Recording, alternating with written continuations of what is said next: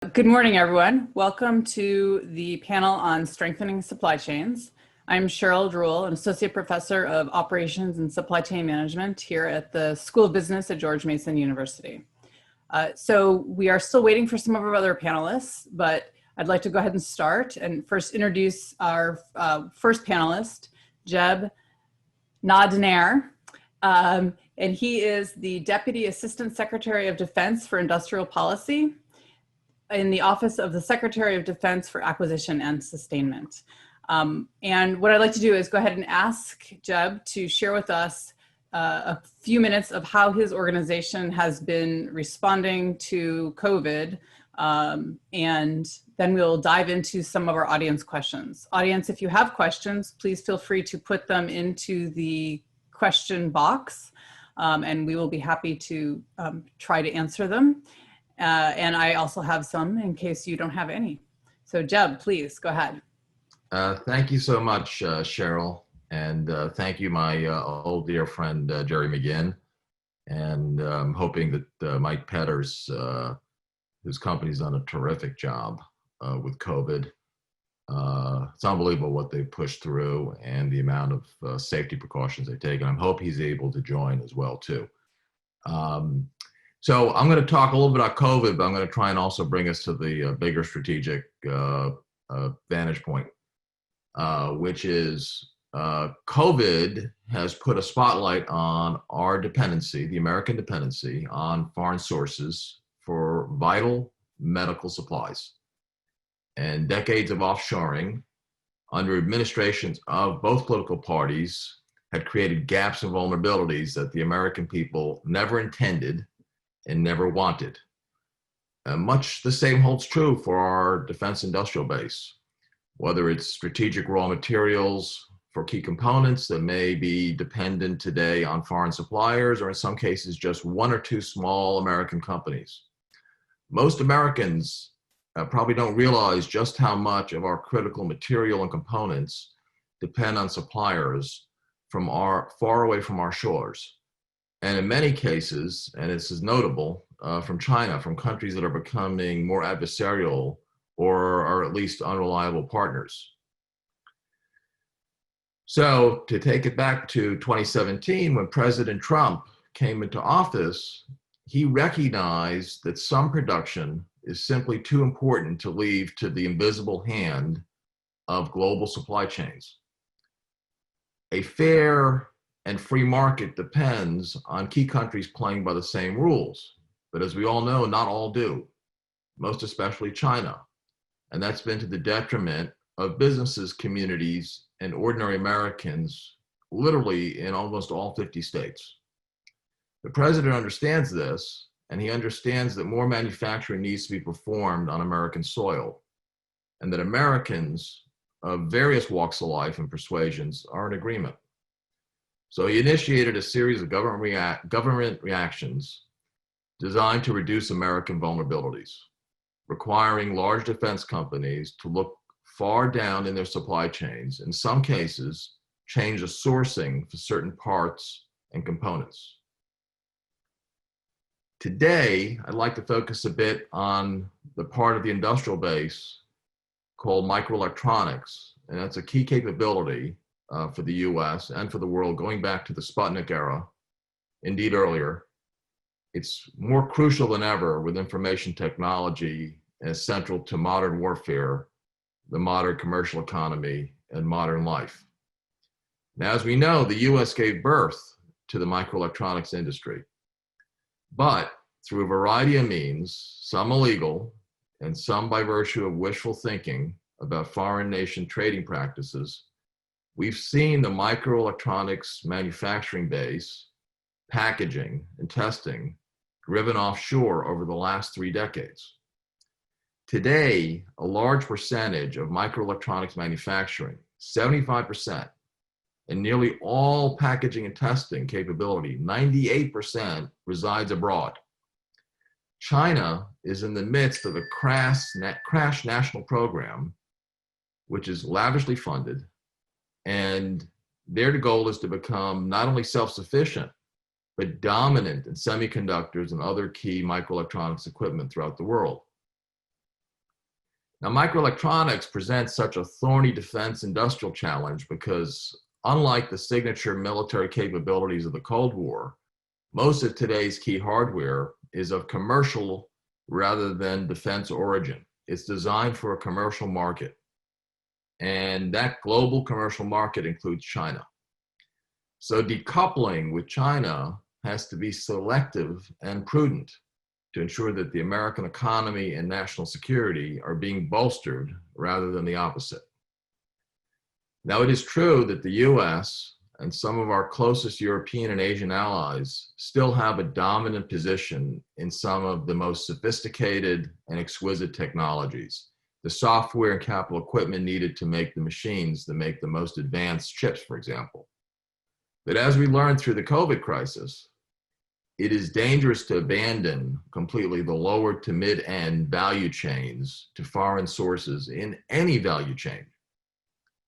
So this administration, understanding the critical nexus between national security and economic security, has concluded that such heavy reliance on non-US suppliers for microelectronics is neither sustainable nor acceptable. It leaves our country vulnerable to supply shortages from embargoes or natural disasters. Then there's the loss of American know-how and intellectual property due to offshore dependency and skill erosion. And then also there's the possibility that imported microelectronics components will not function properly exactly when we need them most, or they may exfiltrate critical national security or personal data to adversaries.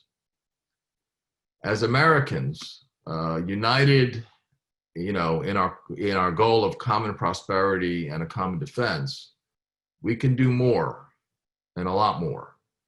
And we can do a lot more to return more microelectronics production back to the United States. This is not an impossible problem to solve.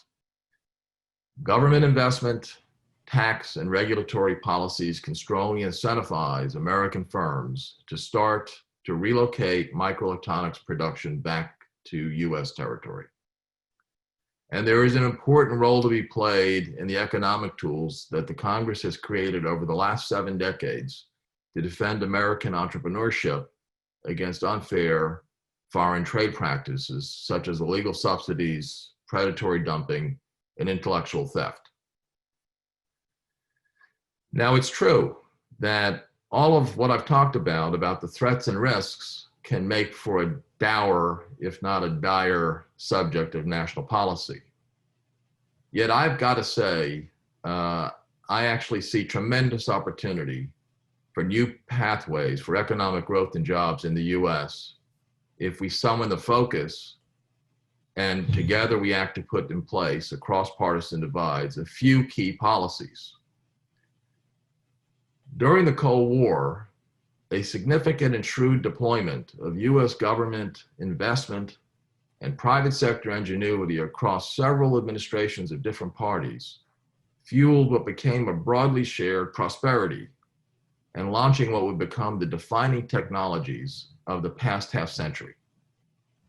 Yes, circumstances are different, it always must be noted, but in the wake of the economic dislocation caused by COVID and seeing the role of China, we again have an opportunity to usher in a new age of broadly shared American prosperity, a prosperity rooted in the things we not only invent, but also the things that we make in this country of ours.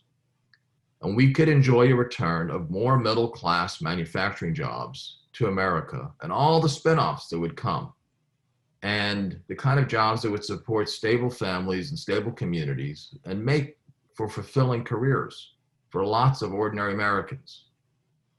This is not nostalgia for an industrialized economy that once was, and an industrialized economy that cannot work in 21st century. I must note the Chinese don't think this is nostalgia. Neither should we. Thank you. Thank you very much, Jeb. That's makes a lot of sense, and I'm hopeful that we can also do that as a professor of operations and supply chain. One question here, though. So, first we were worried about Russia, then we were worried about Japanese economic dominance, sort of in the late 80s, early 90s, and now it's China. So what's different this time? I was a little garbled, sorry. Can you say that again? Yes, sure. So, over the years, we were worried about Russia and the Cold War early on. In the sort of early 90s, late 80s, we were concerned about Japanese economic dominance, again, particularly in software and hardware types of things. And now we're worried about China. But what's different now compared to those previous times? Well, I How think can we be more successful, I guess, in this? well, the U.S. has been very successful in adapting and responding and outcompeting each of these countries in the past. Sometimes rather small but significant adjustments in national policy made a huge difference. So the Soviet Union was extremely formidable, very advanced in a number of scientific areas. The response of the United States was things like the National Education Act, huge investments in science, some very clever forms of relatively small subsidies that gave birth to the airliner, the modern jet airliner industry in America. In Japan, the case of Japan and competition, this is a case of an ally that played relatively by the rules, like us, unlike China. The key to dealing with the Japanese challenge was to reestablish the rules of fair trade with things like Section 301 authority, and then Super 301 authority, which Congress put in place during the Reagan administration, and the Reagan administration enforced vigorously. So I believe the Chinese challenge is a bit different. The size of China. If you have a large population and you have a certain distribution of IQ, a place like China, which has this number of people, will have a lot of really sharp people. But I think we can deal with the challenge of their misappropriation of our technology. I think they have shown that a economic strategy that is focused on production and the encouragement of the development of skills among their labor force can be a very successful equation. I think it'll be even more successful in the United States when we combine it with our free market. So we have a series of policies in the country that discourage production here in the United States. And it ranges from how the tax code operates, zoning, how we treat various forms of capital expenses. So we make it relatively less profitable for companies that invent the technologies here to actually make them here. So I think with a certain number of relatively small changes, we could change the equation. And not everyone in life wants to be a software engineer. Some people actually like to make things. I come from people that are touch labor people, many generations of it. I've done it myself. It's a wonderful form of work. And I think that today, particularly, if you look at some of the automation is continuing. However, there's still a need for people to operate the machines that make the products. Today, there's a lot of advantages to making things onshore. And I see a lot of indications of really pioneering American companies that went abroad that are eager to come back. Because at the end of the day, when they have to dial 911, there's only one government that they can contact, and that's the United States. They don't see a future, particularly in adversarial countries. So they like to come back, but we need to give them the conditions. We need to give them a little bit of the co-investment. We need to give them the leeway in how they treat expenses to be competitive. Thanks. Mike, thank you for joining us. I'm glad you could make it. Sorry for the technical difficulties. So we were just talking about offshoring. Let me introduce you and then ask you for some opening statement. So Mike Petters is the president and chief executive officer of Huntington Ingalls Industries. And I also would be remiss not to mention that the full bios of our panelists are on the conference site. So Mike, if you could share a few minutes with us about your organization's response to COVID, we'd appreciate it. Cheryl, thanks for having me, and I apologize for joining up late. I had some, I'm not an IT guy, so I had some computer challenges this morning. I'm sure the audience can relate to a little bit of that. Let me start out by complimenting Jeb and the DoD response. I mean, you know, we're a principal contractor to the Department of Defense, really mostly for Navy work, but across the whole range of activity that the department has. And DoD was out front very early, recognized quickly that liquidity in the industrial base was going to be a big issue. Basically pulled the plug on a lot of innovation in the first 10 days that really, I think, made a huge difference for how the rest of us could respond. And so I'll start with that, because that made our ability to respond you know, a lot smoother and a lot easier. So Jeb, thanks for what you guys did. You know, our recognition at the beginning of COVID was that, you know, we have large concentrations of employees. You know, we actually do make things with our hands, and we have to have people in close proximity to each other. We have a shipyard in Virginia of 25,000 people. We have a shipyard in Mississippi with 12,000 people. Many of them can work remotely, but not all. And so we had to start with what's the safest thing we can do for our workforce. And we recognized our entering argument was that you could be contagious and not know it. And so that was, that shaped all of our response in terms of our benefits policies, our sick policies, our human resources policies. We took away every incentive that our employee would have to come to work if they weren't feeling well.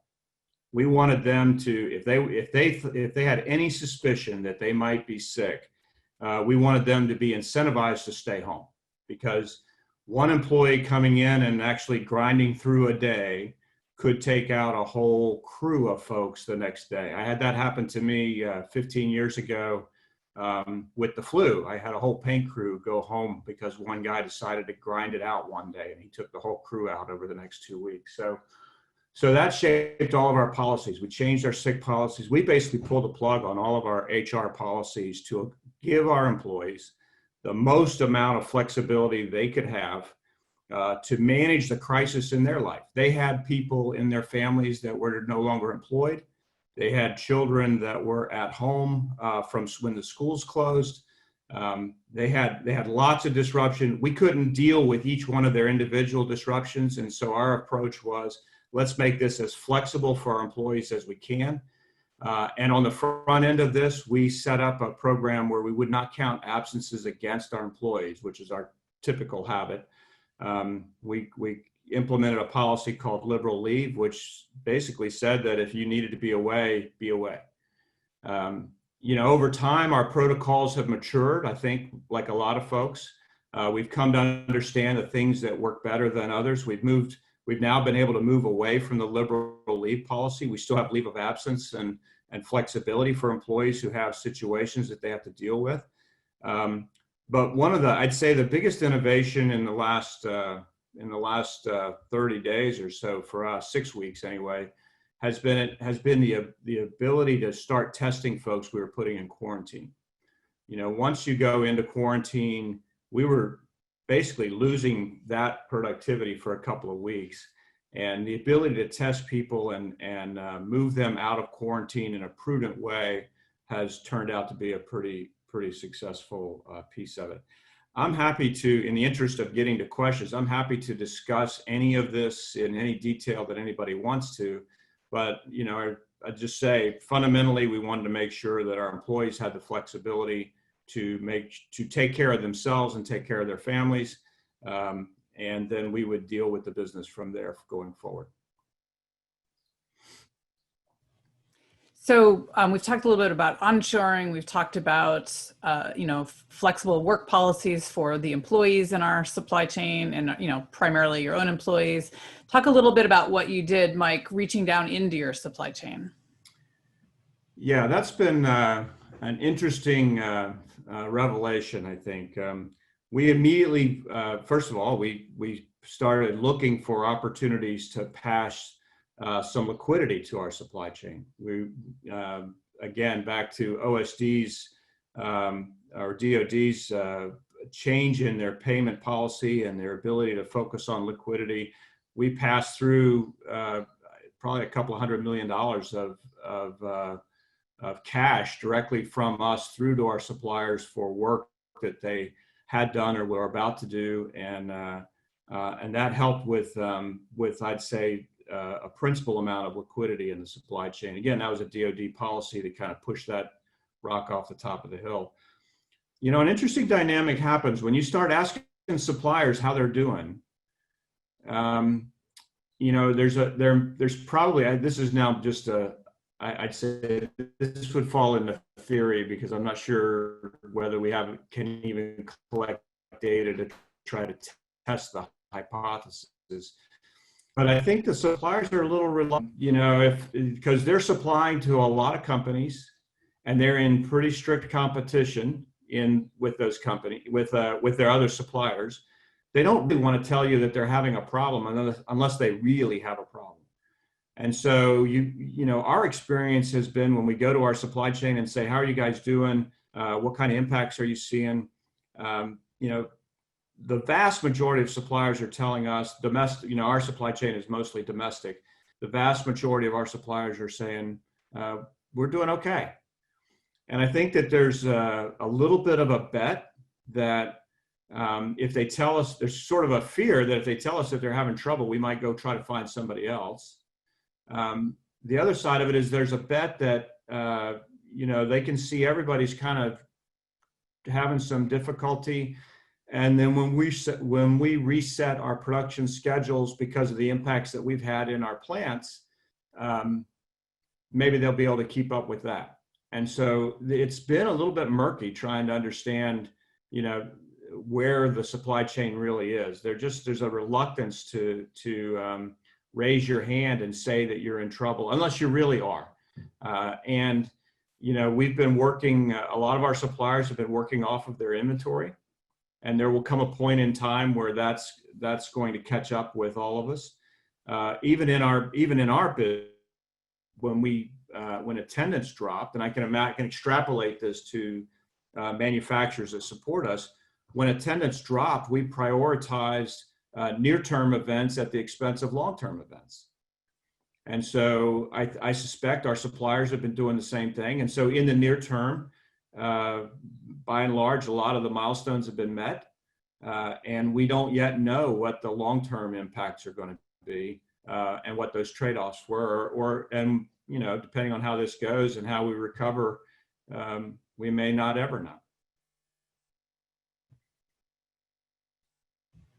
Thanks, Mike. So Jeb talked a lot about trying to reduce our reliance on foreign suppliers and also bringing back, manufacturing to the U.S. So we had a industrial base here.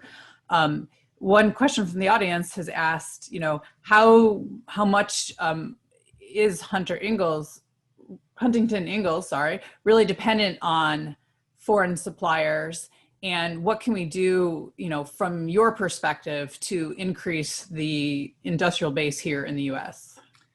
Yeah, we're not really dependent on foreign suppliers. There's a lot of law around shipbuilding, around Buy America, and our suppliers, 5,000 suppliers, are principally domestic. I do participate, though, on the board of the National Association of Manufacturers. And in that role, I get to see what happens with suppliers. And this is broader than just the Department of Defense now. This is supply chains in general. Back in February, when there was news of this virus in China, the discussion across the manufacturing industry was not about people. It was about supply chains. You know, our suppliers needed supplies from China. And there was, in the February discussion at our board meeting, the hallway discussion was really about whether the shutdown in Wuhan was going to create supply chain bottlenecks in the US because of how reliant our supply chains were on that. I think that's, you know, you kind of look back to February and you think that was a quaint time. I think where we are now is there's a much deeper understanding of risk in the supply chain that's you know, not domestic, and you're seeing companies now starting to really think hard about their next capital investments. How do they create more resiliency here in the United States? We're seeing that across manufacturing across the country. And then we can talk some more about our particular supply chain to create more resiliency too, if you like. But I think that's going to be a factor going forward. Cheryl, Mike Petters has raised in the past with me a really marvelous idea, just to show you about reindustrialization in America. Mike, if you would just talk a little bit about the issue of training expenses. If you want people to produce things, they have to have a certain skill base. And that's not just necessarily CAD or Microsoft Office. So if you just talk a little bit about an important idea I think that you've raised that I think could be a game changer in America. Well, thanks, Jeb. And I'm going to start by saying this is not my idea. Actually, our Senator, Mark Warner, was where I heard this idea, came from him. You know, he's a former businessman. But it basically kind of points to a little bit of how accounting can be the tail that wags the dog in decision making. If I go out and I buy a crane, that's a capital expense. I can depreciate the value of that crane over some period of time, and it becomes, you know, a cash expense this year. But it becomes something depreciation that depreciates. I can basically amortize that cost over several years, and I'm practicing accounting without a license here. But when we train somebody, it counts as an expense this year, period, and that becomes a hit to earnings, and so it affects your profitability because you decide to train a workforce this year. Your cost of goods sold just went up dramatically. And Senator Warner's idea is when you train somebody this year, it's no different than buying the crane because you're training somebody for a lifetime. Why can't we figure out a way to amortize that cost as well? That would change, it would certainly change profitability of companies from an accounting standpoint, but it also would create an incentive for companies to invest more in training. Now, there's a whole lot more details to this. This idea kind of comes and goes a little bit. But to me, our company, we spend over $100 million a year in training our workforce every year. We run apprentice schools in both of our shipyards that are gold standards, in my opinion, for apprentice programs in the United States. And our apprentices turn into our leadership on the waterfront, and 80% of our apprentices 80% of the graduates of our apprentice school at Newport News are still with us after 10 or 15 years, and they are almost always in some kind of leadership position in the waterfront. So, you know, but that's an annual expense. It's not a capital expense. We're not depreciating that. We're just taking advantage of their experience to keep them there for their careers. So the idea is let's treat the investment that we make in workforce training the same as if we were going to dig a dry dock or build a crane or buy a crane. And, you know, on the surface of it, I think it has some merits. I think it has a lot of merits, and I think it would change incentives even for smaller manufacturers than us. It would change incentives to invest, have the business community invest more in the workforce pipeline. Thanks. Yeah, that's very interesting. Clearly, workforce training is a critical idea behind bringing back more manufacturing to the U.S. And ways to make the incentives for that attractive are very important. I agree. Jeb, we have some more audience question for you. Can you talk about how your office is using the Defense Production Act and other programs to reshore the industrial capacity, including microelectronics, but also in the COVID response?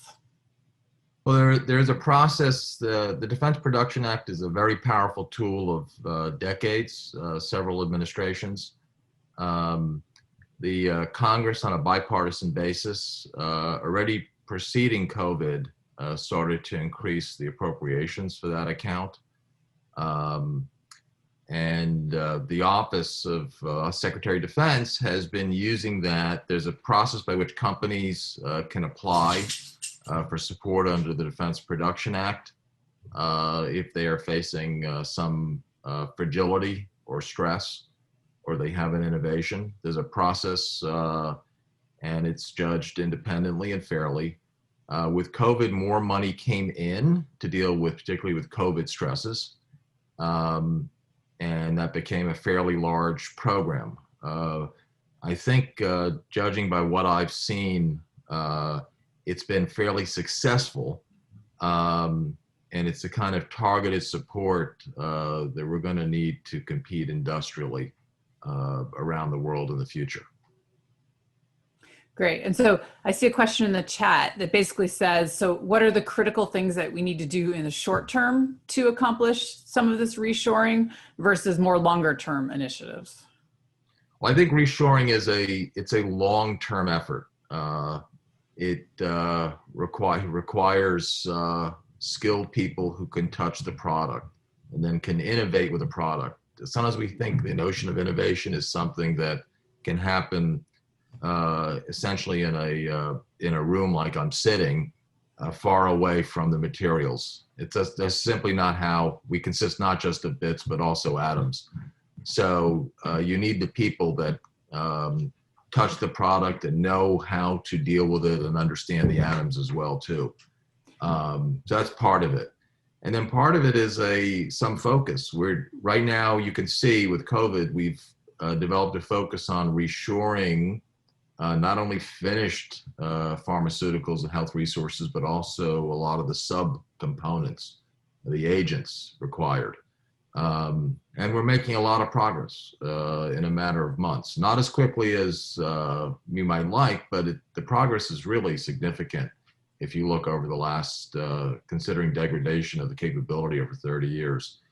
I think a future area for us is microelectronics, as I talked about earlier. I also think the area of rare earth element processing. We got a lot of rare earths in America, but the processing from a 1968 vantage point was viewed as a very dirty business. The reality today is that the processing is extremely clean, like most forms of production in America. So I think we need to look at our environmental laws, not with the goal of weakening them, but saying, okay, what has changed since 1968 in basic production processes? We're no longer in the 18th century, we're in the 21st century. The kind of processing for rare earth elements that are dug out of the ground is now pretty clean. How do we need to change those laws? And how do we need to change some of our zoning laws? And we can actually create a fairly healthy industry in the United States. And by the way, those rare earths, they go in everything that really counts. So that would be, to me, to be two areas that we need to focus on next as a country. And also I'm pretty active on the Hill. I see huge bipartisan support on both these counts. From states like Virginia and Texas all the way to Alaska. So we have to start where there's consensus and build out, and there'll be huge ripple effects. So, Jeb, you mentioned, component level down in the supply chain, and Mike mentioned earlier how they were helping their suppliers. Someone asked in the chat, and this is something that we talk a lot about in our courses on supply chains, how do you map your supply chain? How do you manage supply chain risk down in the supply chain according to, material availability? During some of the earlier natural disasters like the earthquake in Japan, car manufacturers realized there was a single supplier of a critical component that they were all using. And so how do we avoid that? How do we track our supply chains? Listen, there are a variety of tools. I'm old enough at 55 to remember pre-spreadsheets, okay? And having worked as a young kid in a factory type environment, people had a pretty good sense of their supply chains, even abroad. Today the tools are a lot better. I don't think that in my own experience in the government and in the industry is sometimes we don't make a great use of a lot of these tools. You know, it does take time to track your supply chain. If you're talking about 5, 7, 8 levels down, it takes a lot of time and effort. So sometimes there's a little bit of a mentality, and myself having worked for, you know, fairly large company, a little bit of fire and forget. I think one of the advantages of the last few years is the Defense Department is beginning to get a better understanding of the supply chain itself, and is also working in partnership with some of the large companies to figure out, okay, where do we stand 5 levels down? When you go down that number of levels, you begin to see, okay, do you have, and we have this 13806 report, which I think is got a pretty basic, good methodology. It's very common sense at the end of the day when you get down to it. You begin to see, okay, are you down to 3 suppliers? Are you really comfortable just with 3 suppliers? 2 of whom may be in aging families. So the information is, if this is, you know, we can say the invisible hand of the market is, it's utterly complex. It's not that complex. And the reality is, if you want to avoid schedule and performance delays down the road, you really need to understand your supply chain. Almost every case that I saw in industry of a serious delay or cost growth had at one of its roots was a very poor understanding of the supply chain. So if you understand that supply chain, then you can actually plan in the future and you can actually build in some resiliency. So this is not an impossible task. It just takes time, and time is money. Great. So another question here. As we look out towards the next 6 to 12 months, you know, what do we see? You know, there's been a lot of extra costs in our supply chains. There's been a lot of disruption. What do we see the future bringing? I have to get my crystal ball out. Of course. But I'll leave that one to Mike Petters, you know. Thanks, Jeb. That's very nice of you. Yeah, my crystal ball has been cloudy since March.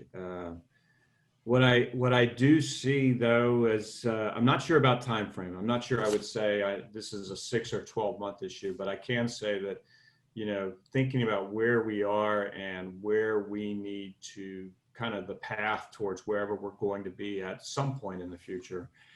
I think the first part of it for us is, you know, we put a lot of energy in preserving the workforce that we've created.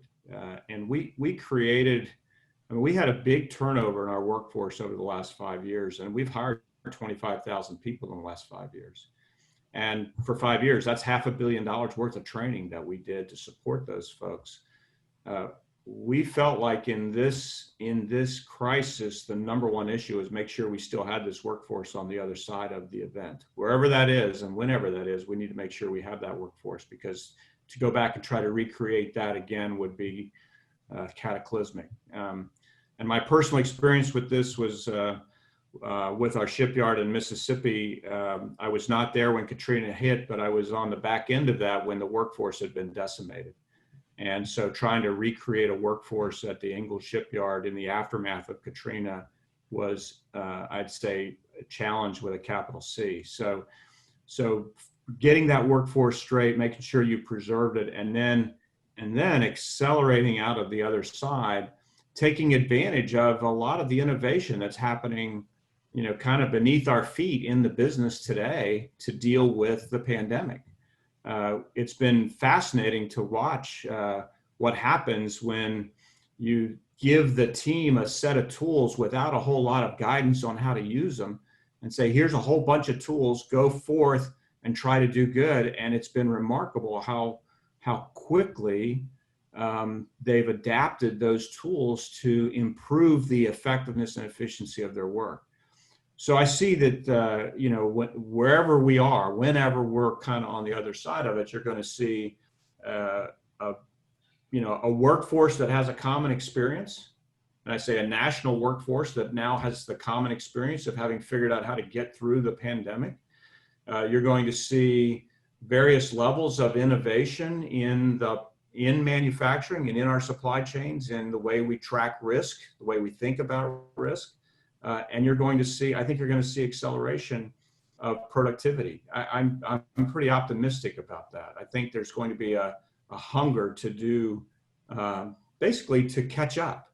And I think there's a sense that that's where we're going to go. I can't say when, but that's kind of the way we're positioning it ourselves, is accelerate out the other side of this. And we're tasking the folks in our supply chain. We're very transparent with them about our view on this, and that's our expectation of them as well.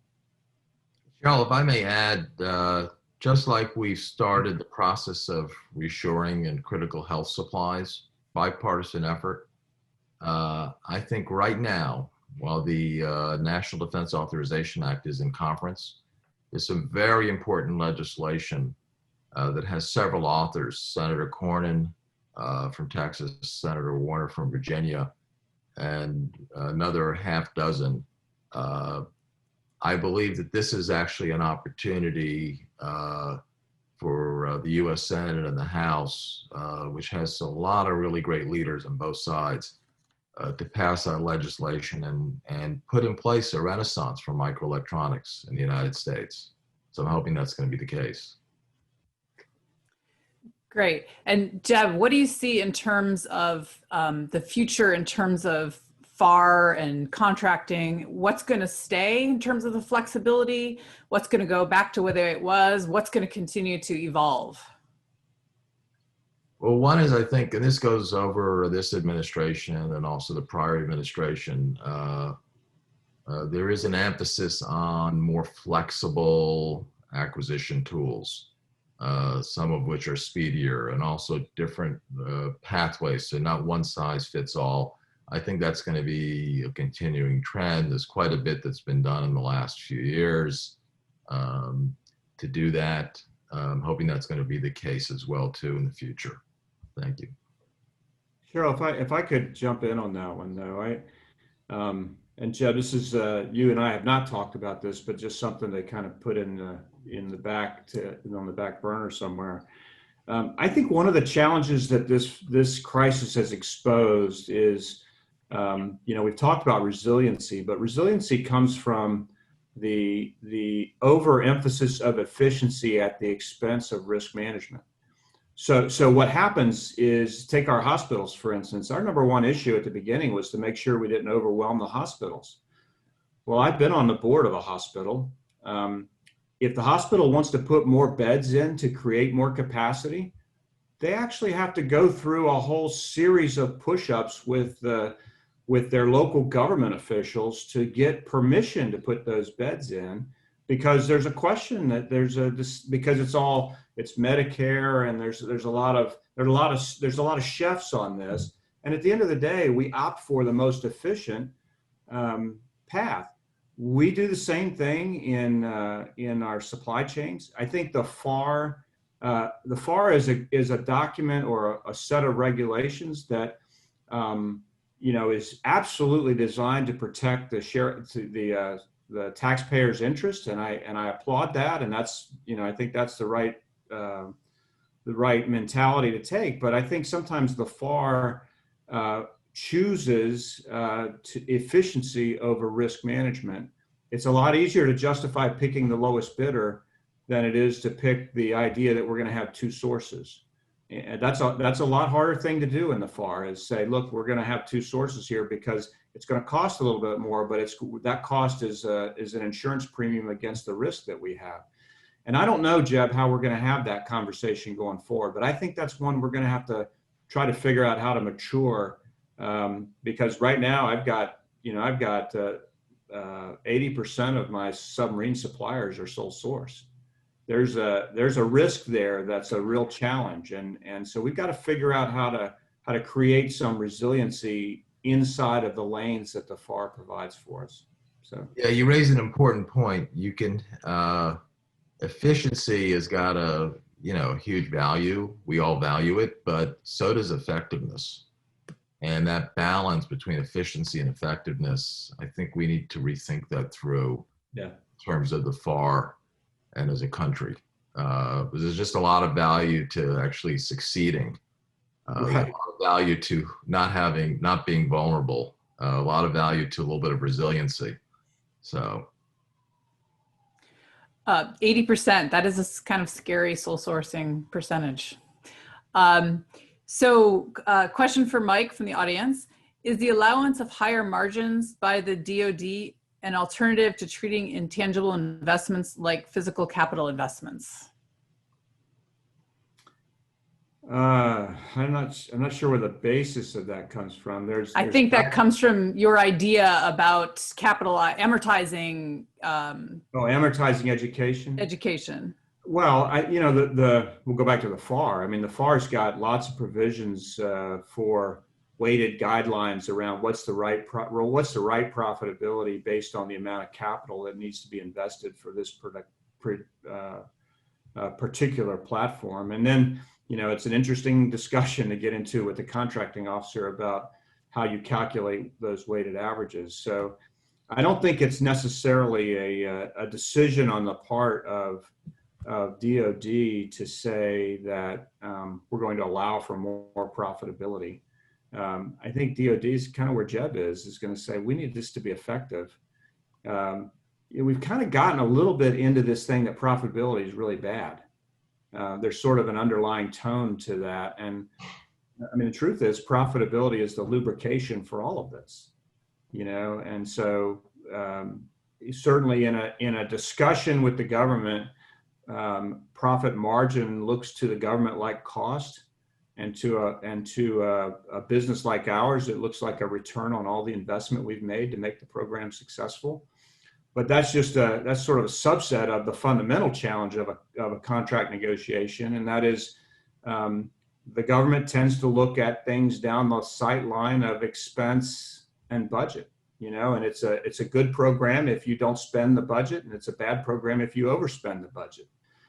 And businesses tend to look at programs in terms of investment and return, and we're not tied to an annual kind of metric that the government, we're not on an annual clock like the government is. So good contracting officers on both sides try to figure out how to translate those different worldviews into a contract that makes sense for both parties. That's not easy, but that's how they do it. And I would say that, if you're in a place where you're spending $100 million a year doing workforce development and training to build the most complicated something in the world, the government and the taxpayers are going to want that company to be very efficient at that. And so let's not let the accounting force us not to do the training. Let's go do the training and then figure out how to get the accounting right. So someone's asked a question about, current regulations around shipbuilding, and in particular systems versus components and foreign suppliers.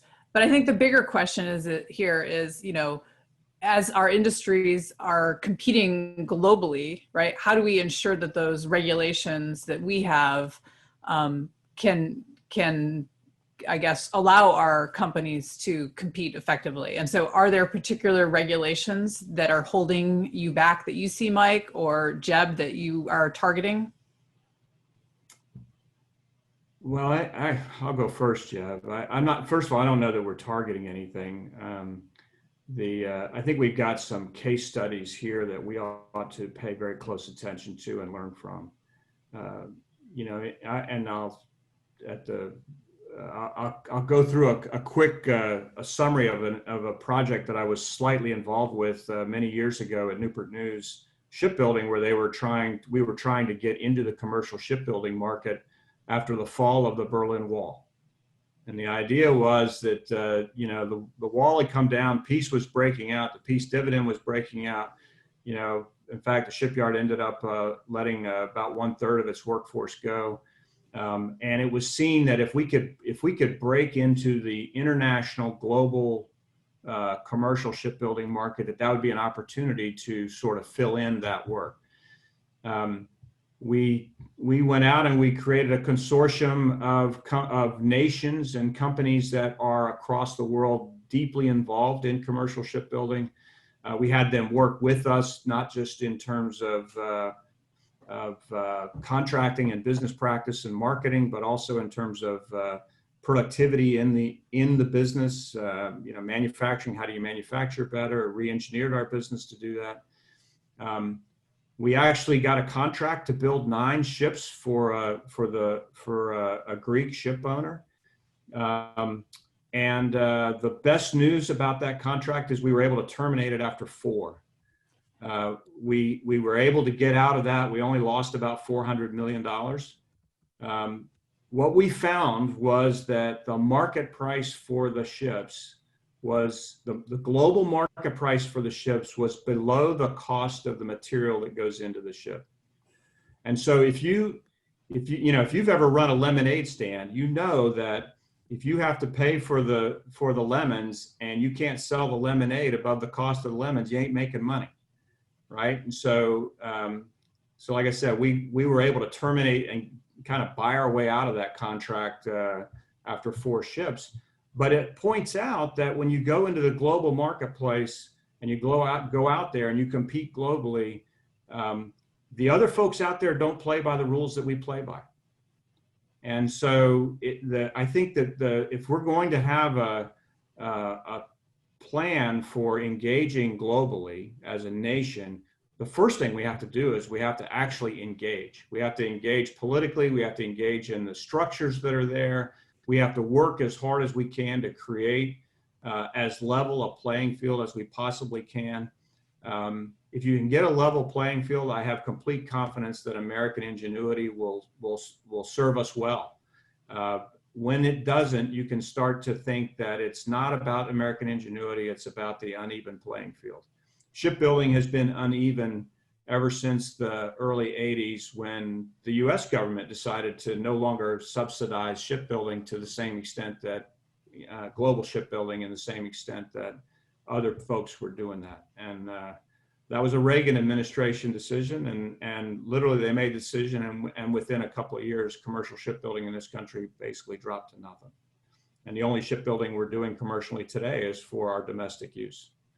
So there's a lot of information out there that for policymakers and deep thinkers to think their way through on how do you create that globally level competitive playing field to allow for competition.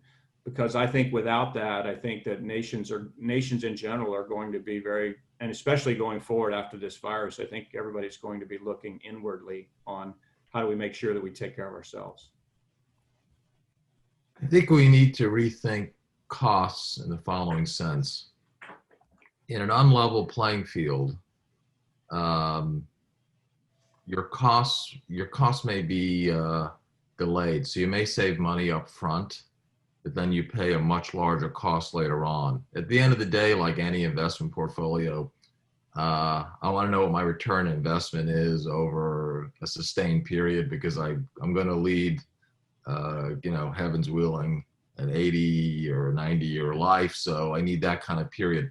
I think sometimes we've been thinking about upfront costs rather than what is the long-term cost and benefit. And I think that requires an important shift in the national mentality about these things. So a little more upfront can lead to really some very substantial gains over the long term. Great. Well, I think we are pretty much out of time. So I wanted to thank both of our panelists. We really appreciate you joining us today and your insights on your supply chains in this era and our national regulations and policies. I think as we move forward in this conversation, there were lots of questions that people didn't get to, and I'd like to invite our audience to join us at 11:40 to continue the conversation. The Zoom link should be in your app, I hope. If not, Charlie will tell you. So thank you very much, and we look forward to seeing you at the next session. Thank you. Good to be with you. Thanks for having us.